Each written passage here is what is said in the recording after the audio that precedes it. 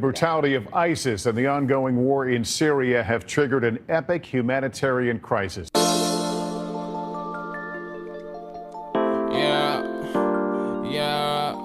It's the biggest wave of refugees in modern history. Pilsen, it was a huge port entry for immigrants, especially from Mexico in the 60s. These Syrians survived a crossing, many did not, and they're coming by the thousands. Recently, Pilsen has been undergoing a huge hit of gentrification. The federal government was basically saying neighborhoods that are racially integrated are high-risk neighborhoods, and so we're not going to insure those mortgages in those neighborhoods. So they were supporting a suburbanization that led to predominantly white suburbs and predominantly black urban neighborhoods. I'm very happy. They are all newborn refugees, part of the biggest migration in half a century, fleeing the terror group ISIS.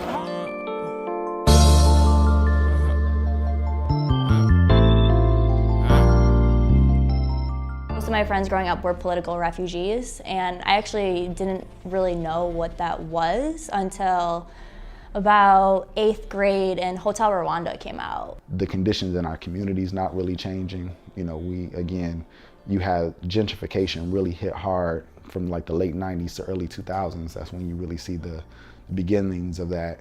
You start to see communities disenfranchised more so than they were before. The people are amazing. I just feel like the lack of resources in my community could be better. You kind of live in a bubble, like everybody's poor up there, so you don't really like leave Utica to go and see like what the rest of the US is like. So I thought that was totally normal to have people with all these different experiences from around the world. Like I just got a Whole Foods in my neighborhood a few months ago, but it was a market store at first, and I just recently found out last week it is no longer a market store, but because I guess they seen the people were coming in like, oh, well, this Whole Foods has lower prices, and now they raised it up, and it's like, this is Inglewood. Most of these people here are not financially stable. They're on some type of government assistance. In my head, I was just like, oh, that's normal. I live in a diverse community, and didn't really realize what a political refugee was. Like people think like, oh, you don't want to go there.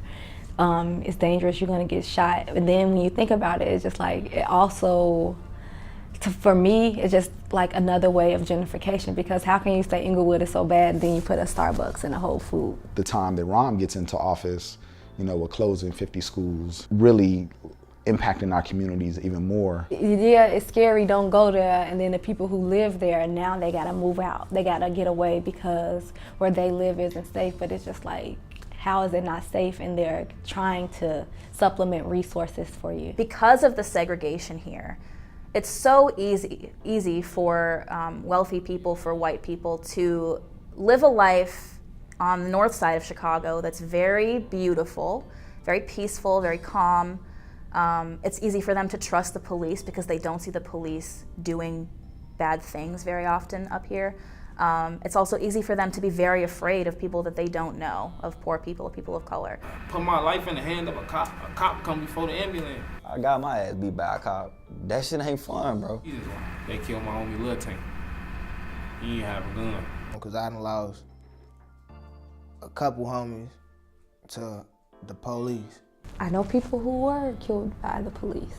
And it's just like, just knowing like the way that they try to cover up these stories is very problematic. Therefore, it's very easy for them to turn a blind eye or to rationalize the violence that the state violence that happens to people who don't live those lives, to people who are on the south side of Chicago, on the west side of Chicago. The fact that we live in, you know, two stark cities, one that is a bubbling metropolis, you know, and then the other where, you know, people are marginalized and dealing with, you know, so much trauma, pain, and violence. People don't really like to talk about those experiences. Like the Lost Boys were there. And so you have child soldiers who are now around the age of 18, so they've been removed from that for 10 years. So they're not just gonna like, oh, hey, nice to meet you. Also, like, I've shot and killed people, and now I'm expected to act normal in a classroom. Like, those conversations don't really happen because trauma is so severe. Not no lie, I didn't see them let motherfuckers die. Like my homie Lil Joe, he got hit up, my soul, they let him die. He was crawling for his dead to take him to the hospital. They ain't take him, he died. His dad with his hands balled like this from all the pain. It's tough out here. So that's what make everybody want to grind harder. Everybody want to get away from this shit, you feel me? Who don't want to see paradise when you live in the hill? So like I knew what a refugee was, but didn't really understand the emotions and trauma associated with that. And then I watched that movie in the classroom and I was just like, holy shit, like these are really real experiences. There's a lot that goes into being a refugee. It's not just somebody who is just moving here because they legitimately have had machetes pointed at them. Like they've gone through the worst experiences that we can never imagine living through in the US. I just got shot twice. I ain't even 21 yet. What happened? Shit, you feel me? I don't really gonna speak on the situation the first time, you feel me, but you feel me? I got hit up in my back, you feel me? That motherfucker came out my arm, but I survived, you feel me? I really say it was my daughter, you feel me? Cause shit, I got shot 3 months before she was born, you feel me? Doctors told me I was supposed to be dead, but shit, I'm still here, you feel me? And the second time I got shot, shit, I was trying to save folks' baby mama and folks' ex. Still got shot. And they still got shot. I'll have people cringe when I tell them I live here and say, oh, isn't it so dangerous? And I'm very quick to tell them that, you know, the violence that happens here is inseparable from police brutality, from the starvation of resources from specific communities. Where we come from, bro, you ain't gonna catch too many people that come from out of town to come record this or make a documentary about that, you know what I'm saying? Bro, they gonna come talk about this shit, bro. Like, we still, like, it's like, our side of the city ain't got no hope, you know what I'm saying? We from the east side, bro. You go, look at this, bro. Go over east right now, bro. I shit look like shit. Go outside right now, bro. Look at this, bro. That shit look like shit. You know what I'm saying, bro? All that shit look like shit, bro. They gonna focus on this, bro, because they don't want everybody else to see that, bro.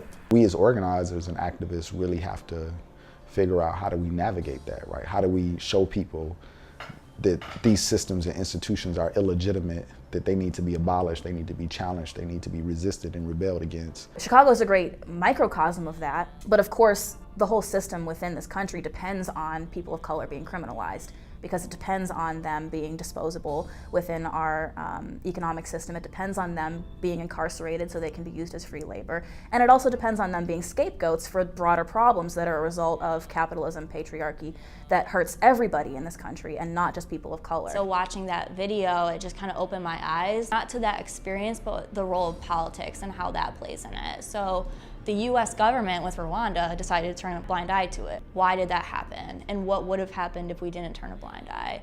Would 11 million people still be alive today? There's tiered oppression, and so you need poor white people to be afraid of poor people of color, of poor black people, so that they don't unite and overthrow the system. So I'm aware of the poverty, the divestment of our communities, the state-sponsored bullshit, just the failure of the political structure, just, you know, influencing our communities to even put us in this position. I live in Bridgeport, and it's a really old, very racist neighborhood with a lot of poor white people in it. They are terrified of people of color and will elect conservative politicians who campaign on a tough-on-crime platform, even though it would actually be in their best interest to elect progressives who are interested in you know, funding the resources that they need rather than funding the police. With young people being disenfranchised and moved and displaced, and that even changing the dynamics of gangs, right? The only time you see cohesion in gangs is in the institution, so in the county, in the state, in federal penitentiaries. If I have a cold and I sneeze, that's a symptom of the cold. Sneezing is still a problem, right? And so, like, that's how I look at, like, drill music. Drill music is a symptom of the fucked up politics and policies of America in Chicago in general. But you still have to deal with that symptom. Gotta pray my grandma, she see that I'm on, son. Lord, I want my grandma, she see that I'm on, son. She knew I lived that wrong life, was out there all alone night. I come from the bottom.